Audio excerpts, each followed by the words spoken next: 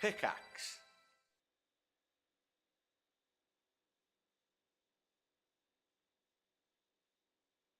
Every year that goes by, it's harder and harder to be a good Asian kid.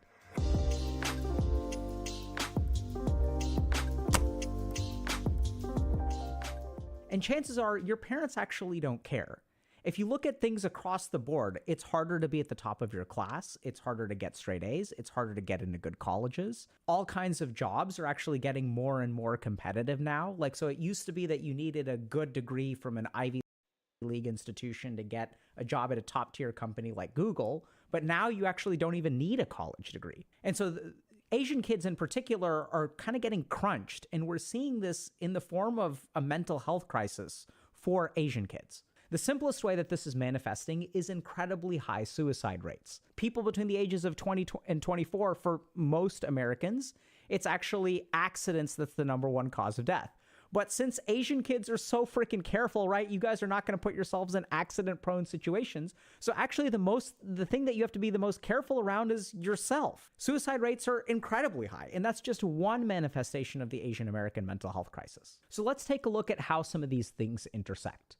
And we're going to start off by looking at, is it actually getting harder to be a successful Asian kid? And this is where, unfortunately, the answer is yes. So we're going to take one simple statistic. So if you look at medical college admissions tests amongst ethnicities, what you find is that if you want to get into med school in the US and you're an Asian kid, you have to score in the top 23% of pre-med students.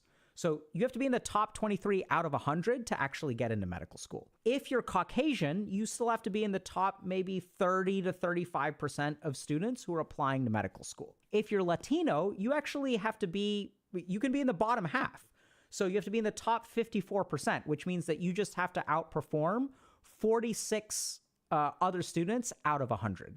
And if you're Black or African American, you have to be in the top 73%, which means you just have to beat 23 out of 100 kids to get into med school. I want to take a moment to thank our HG coaches. I've taught at a lot of different places and worked with a lot of different people. And honestly, our coaches are some of the best people I've ever worked with. HG coaches have helped over 10,000 people find purpose, direction, and improve their mental health. After about 20 weeks of coaching, the average client experiences a 58% improvement in sense of purpose in life, a 45% improvement in feelings of anxiety, and even a 35% reduction in feelings of despair. And this isn't just me saying this. At this point, we've done this for 3 years, run 6 research studies, and even presented our findings at the American Psychiatric Association National Conference. Over 100,000 sessions later, I can confidently say this works. So if you're interested in checking out HE coaching for yourself, go to healthygamer.gg/coaching to learn more. Now, I'm not saying that this policy is necessarily bad. So there are a lot of things that go into being a good doctor and forming a good application for medical school. And I'll be the first one to say that I think it's a great idea to have a lot of people in medical school who are not necessarily great test takers. There's a lot more to being a doctor than taking a test. At the same time, though, I think it's really important to acknowledge that if you look at it objectively, if you're an Asian kid who's applying to med school, you have to far outperform every other ethnicity. We're talking about some ethnicities that can even be in the bottom half of applicants, or even close to the bottom quarter of applicants, and still get into med school, whereas you have to be in the top 23%. So objectively, achieving the goals that your parents may set out for you or that you may set out for you is actually really hard. The other problem that Asian Americans tend to deal with is this idea of a model minority myth. And if you grew up as an Asian kid, you kind of know that people are like, oh, so you're Asian, that means you must be good at math. But the truth of the matter is that Asian Americans, or Asians in general, are not better or worse at anything than any other ethnicity. Similarly, it's not like Black kids are better or worse or smarter or stupider than any other ethnicity. What we know from a ton of data about ethnicity is that there's a large variation within the population, and that a particular race is not associated with any sort of particular performance. The challenge is that if you're an Asian kid, people measure you up and expect a lot more from you. And that puts a lot of pressure on us, especially when it comes from places like our parents. So we sort of know that Asian kids face a lot of this pressure, and this leads to a lot of stress. The problem is that as Asian kids are facing all of this pressure to succeed, and they don't necessarily have particular advantages at achieving that success, they get kind of crunched and it affects their mental health. It's bad enough that Asian Americans may actually have objective things going against them that makes it hard for them to succeed. But the real problem is that from a cultural perspective and family perspective, oftentimes our parents actually don't give a crap, right? They don't actually care that you're disadvantaged when applying to medical school. They just want you to be a doctor. And so now what we're going to dive into is some of the attitudes that result in this Asian American mental health crisis. The first thing that we're going to talk about is a high pressure for success. So a lot of us have parents who expect a lot from us, right? They actually don't really care about why we can't do something or even what we want to do. They expect us to succeed kind of no matter what. And if you're an Asian kid, it doesn't matter what your circumstances are. It doesn't matter what's going on in the world. You should succeed because I think you should succeed. Now, the next problem that we tend to run into, if you sort of look at Asian American cultures, is that we're all about saving face. So if you look at other people who struggle, so everyone's facing the same environment, right? So the world is getting harder for everybody. And then the question kind of becomes, well, if the world is getting harder for everybody, why is it that Asian American suicide is at an all-time high and y'all are number one, or we're number one, right? We did it. We're number one. What's going on there? Why is it that a harder situation in the world is affecting Asian Americans specifically? And that has a lot to do with our culture and expectations. So we're going to dive into some cultural beliefs that make it hard for Asian Americans to get help and therefore deal with all of the problems in the world. The first thing is a very, very high reliance on personal responsibility, right? So like generally speaking, if you're an Asian kid or Asian American, if there's some problem in life, like you're responsible for fixing it, like especially if it's internal, right? Because getting help for stuff, like it's okay to get help for like math tutoring so you can be at the top of your class because you go to Kumon class and whatever, right? That's okay. But any kind of personal deficiency that you have or any kind of struggle that you have, first of all, is equated to a personal deficiency, because if you didn't get an A, that's your fault, right? Forget about the situation, forget about the environment. There's an emphasis on personal responsibility for everything. So there's no appreciation for environmental struggles, like your parents don't care that you're getting bullied. Your parents don't care that you need glasses. Your parents don't care about any of that stuff. They don't care that you have ADHD. They don't care that you have depression. Like that stuff isn't real. Like if there is a problem in your life, you should be able to fix it on your own, right? So that's the first belief that we've got to be super careful about. The second issue that's really, really concerning is a lot of Asian Americans and families care a lot about saving face. So this is also where if you're struggling, first of all, you've got to fix it yourself. And secondly, you better not ask anybody else for help, because what if people find out? Oh my God, you're depressed? Like you better not see a therapist. What if someone finds out that you see a therapist? What if someone, what if you tell someone? No, oh my God, that would be so embarrassing. Because if you were seeing a therapist or if you were getting help for problems, that would reflect poorly on us as parents. That means that we're not raising you right? This other kid down the street, oh, that boy down the street, he's not in therapy and he's getting A's and his parents smack him more than I smack you. Like, what is your problem? We can't let anybody know. And so since there's this emphasis on saving face, it means that you can't go to other people for help, right? Because that's incredibly embarrassing and makes us look bad. Like, what the hell is wrong with you? Not only are you screwing up, now you're going to make us look bad? That's a terrible idea. And the last thing that is actually kind of really unfortunate is that from an Asian American culture, oftentimes we only care about fixing what we can see.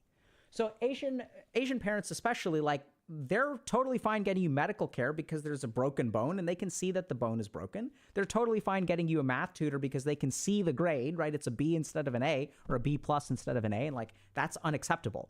But if you really look at Asian American parents and culture, we really prioritize things that we can see. And the problem is that with a lot of mental health struggles, you can't see them, right? What does it look like from the outside? Why are you so lazy? Get up. You should get up on time. You need to be studying more. I don't care. You should be sitting there at the desk and learn to concentrate. Just focus. Just do it. Just focus. Just do it. If they can't see it, it isn't real. And this sort of puts Asian kids in an incredibly tough spot because it's difficult for you to have a language to articulate what you're struggling with. And furthermore, since you can't show it to your parents, they don't take it seriously. If you're hearing what I'm saying, hopefully some of this stuff is resonating with you. Hopefully you sort of recognize that the world is becoming a slightly more difficult place.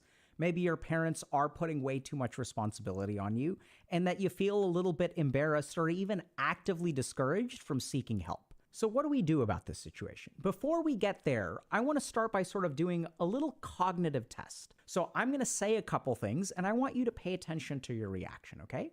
The first thing is that, hey, it's okay to get help, right? Like, you don't have to live life all on your own. It's like totally fine for you to get help. You should seek help. You deserve help. And pay attention to what your reaction is.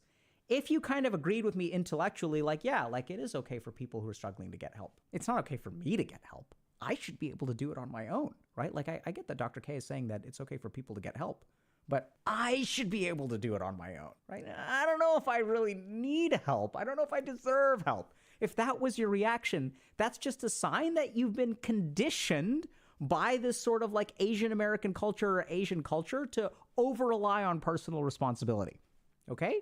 So let's try another one. The world is objectively getting harder, right? It's okay that you're not as successful as maybe you quote unquote should be. Maybe actually the level of success that you have right now is appropriate. Maybe the reason that you're not at the top of your class is because you genuinely have a very hard life. What's your reaction to that? Well, let's try this on for size. Yeah, but other people are able to do it, right? So, hey, you're saying, Dr. K, that the world is getting harder, but Sejal is still able to get straight A's? If your mind jumps to comparison and says, oh, but you're saying that everything is getting harder for everybody, I should be doing better. And how do I know I should be doing better? Because other people are doing better. They're able to do it. So why shouldn't I be able to do it? If your mind jumps to comparison, when I talk about, oh my God, things are actually hard for you, and you say, yeah, but someone else is able to do it, that once again is Asian conditioning. Because what do Asian parents do? Oh, this person is getting straight A, that person is getting straight A, this person is getting straight A, and is winner of chess tournament. You got second place in chess tournament and second place in maths, and they are getting number one place in everything. Why can't you be like them? And you can't say, well, maybe because their parents are emotionally supportive and actually help them instead of making them feel small and want to kill themselves. But you can't say that, right? So that's test number 2. Like, what's your reaction when I say, hey, the world is genuinely getting harder and like maybe you're actually doing pretty well for your circumstances. If you turn to someone else, then like maybe that's a sign that you've been conditioned in this negative way. The last thing that we're going to talk a little bit about is if I say, okay, you should get help. And let's say that you bypassed the first 2 cognitive traps. Then you're going to kind of say, well, it's expensive, right? I don't really know. How do I know it's worth it? Right? Because this is the third thing. I was once reading a paper on psychotherapy of Asian Americans specifically. And there's this really great quote where this one girl is like, every time I go to the therapist, all I'm thinking about is that this is costing my parents $5 a minute. Every minute that goes by, my parents are losing $5, $5, $5, $5. That's all I can think about the whole time I'm there. And am I using that $5 well enough? So if you're thinking about, if I tell you to get help and your reaction is, well, like, I don't know if it's going to be worth it. How do I know if it's worth it? So let's think about that for a second, because this, I think, is going to be revealing. So if you don't think that the help is worth it, sometimes people don't think that the help is worth it because they don't deserve help.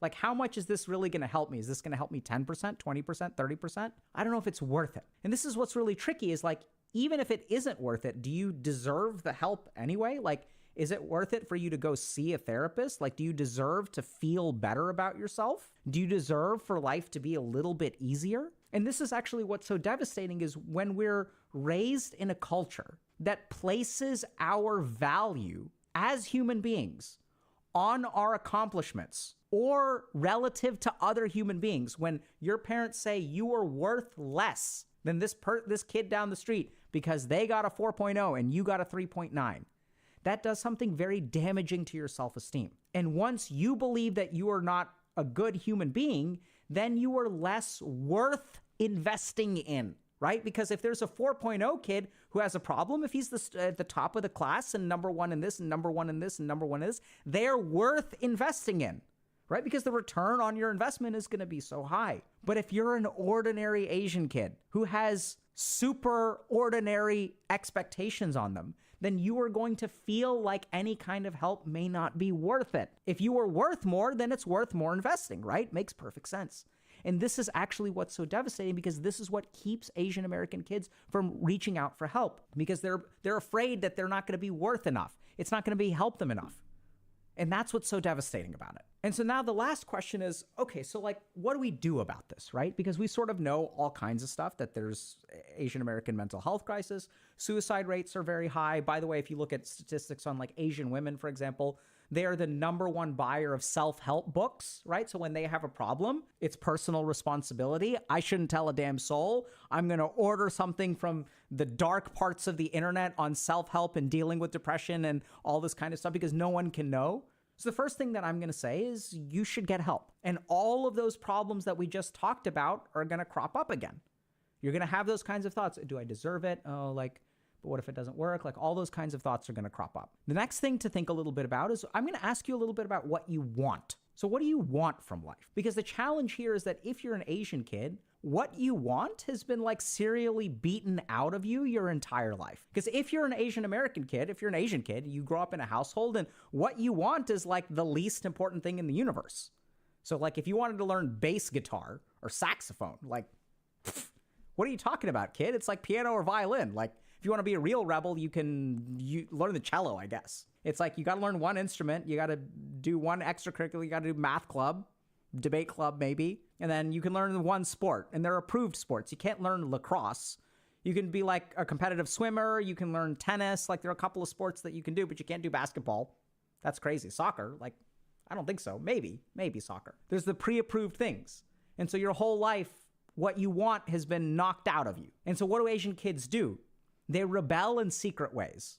Yeah, my parents forced me to be an engineer, but instead of actually studying, because I can't bring myself to study because I actually don't want to be an engineer, I'm going to just play League of Legends and sit in my basement all day, right? I'm going to skirt by with bees, and then my parents are going to yell at me some, and I'm not going to say anything. I'm going to clam down. I'm going to become a shell of my former self, and then once they stop yelling at me, I'm going to go back to school, and I'm going to try really hard to change my life, and I'm going to keep playing League of Legends. So you're going to have your quiet rebellion.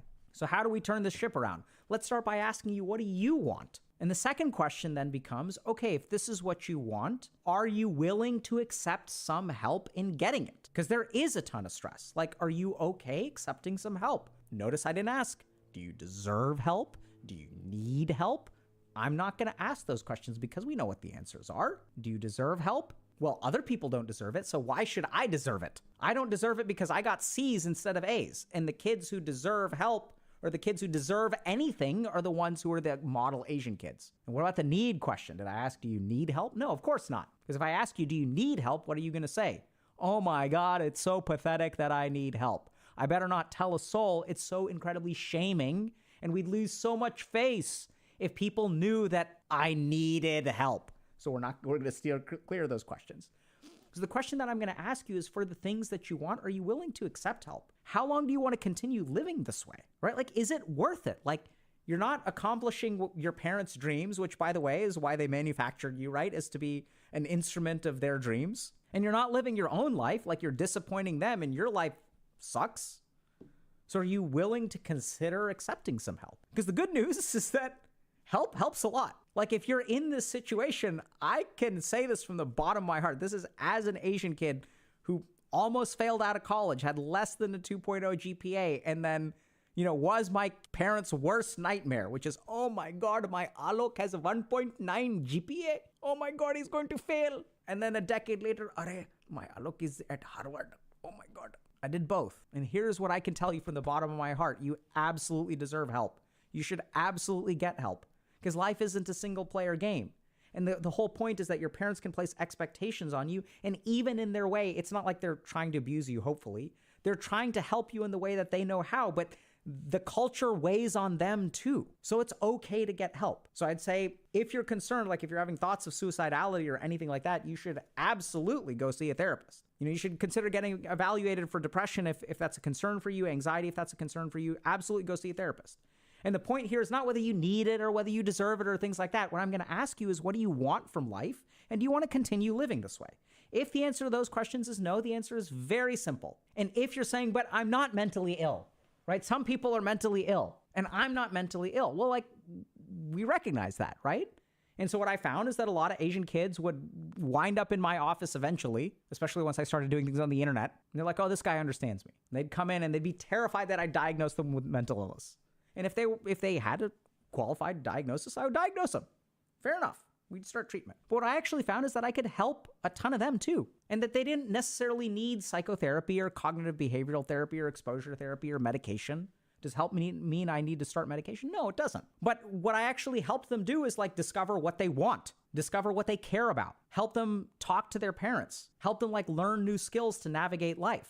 And it's that piece that we actually like, and then more and more Asian kids started reaching out to me, and then I was getting 10,000 requests a month, and that's like literally why we started a coaching program. Because the problem with life is that people need a lot of help because the world is changing, but not all help is therapy. And it's okay to benefit from help. It's okay to get help from people and it not be therapy. And this is what's so tricky about a lot of Asian American kids is this is what's really bizarre is there's one study I saw recently that showed that over 50% of people who are suicidal are not even mentally ill. And we're starting to learn a little bit more about suicide, which is that a lot of people think about suicide when they don't have a road forward to accomplishing their goals. And so this is the bizarre thing is that even as an Asian American, your conceptions of what help is and what it means and what it indicates about you, all of those can be wrong too. So I'd start by really asking yourself, what do I want? Because chances are that's a voice that you've turned all the way down to mute. Your parents turned all the way down to mute.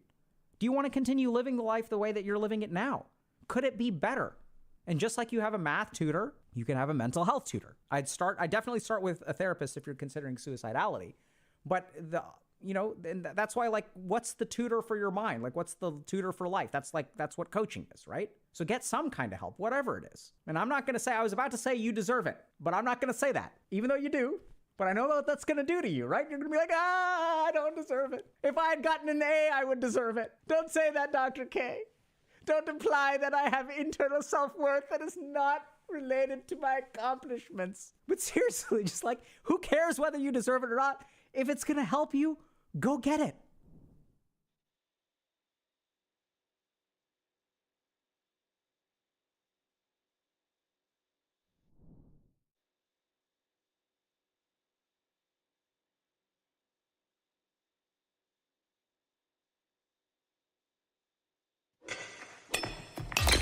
For more great podcasts, go to pickaxe.uk.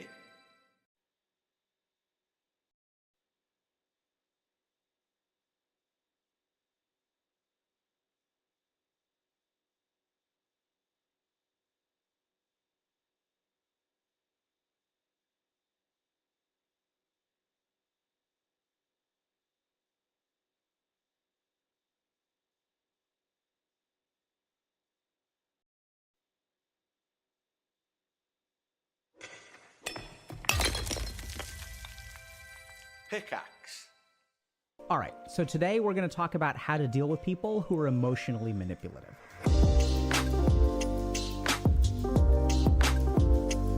And this is like such a big problem because there are some people out there who, if you are in a relationship with them, always make things your fault, right? Like even when you criticize them or you're kind of like trying to tell them to, hey, stop doing this, you really need to be doing better. If you say anything to them, like any kind of conflict or even remotely thing that's close to conflict, somehow becomes your fault. So they engage in particular behaviors or like evoke certain feelings in you where they kind of make you feel like crap. And then you're in this weird sort of situation where like every moment that goes by or every day that goes by, they're kind of sitting there and you're feeling like worse and worse and worse. And then you even see that they're doing this to you. You see that like, hey, I'm feeling manipulated. I'm being put into a corner, but you can't like deal with it, right? So the guilt builds up or you feel like more and more of an asshole. And eventually you kind of give in. And then there's some degree of harmony for some amount of time. But inside you, there's like some amount of resentment building up too, right? Because you were trying to tell them like, hey, this problem in this relationship that we're having, like you're somewhat responsible for it too. But if you ever open that door with them, the emotional manipulation begins again. So they'll engage in particular behaviors or like make you feel a particular way. And then it's almost like they're like bludgeoning you or bullying you using your own emotions. And so you feel out of control and you feel powerless and you feel frustrated, But this is the kind of tricky thing is like, even if you ever try to set a boundary with them, they make you feel like an asshole. And if advocating for yourself in a relationship makes you feel like an asshole or a piece of shit, that is a problem. And today we're going to teach you a little bit about how to deal with that situation, how to understand that situation, how to understand yourself, how to understand them.